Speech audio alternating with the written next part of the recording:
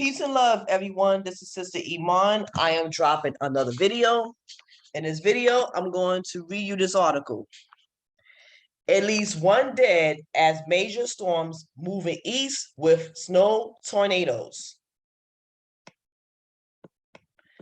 From Arkansas to Tennessee to Kentucky to Indiana, the threat will be strong tornadoes and damaging winds on Friday night. Shortly before 7 p.m. local time, a large and extremely dangerous tornado was confirmed near Jonesboro, Arkansas, moving northeast at 60 miles per hour, according to the National Weather Service.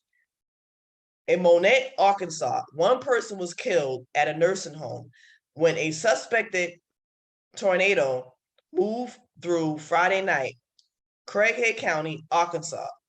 George Marvin Day told Jonesboro ABC affiliate KAIT.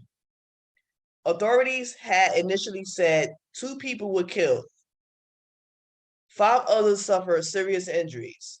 Tornadoes were also confirmed on the ground in Princeton, Kentucky, just after 10 p.m. local time, and Mayfield, Kentucky, about 9:30 p.m. local time, and near Hornersville, Missouri, in about 8 p.m. local time.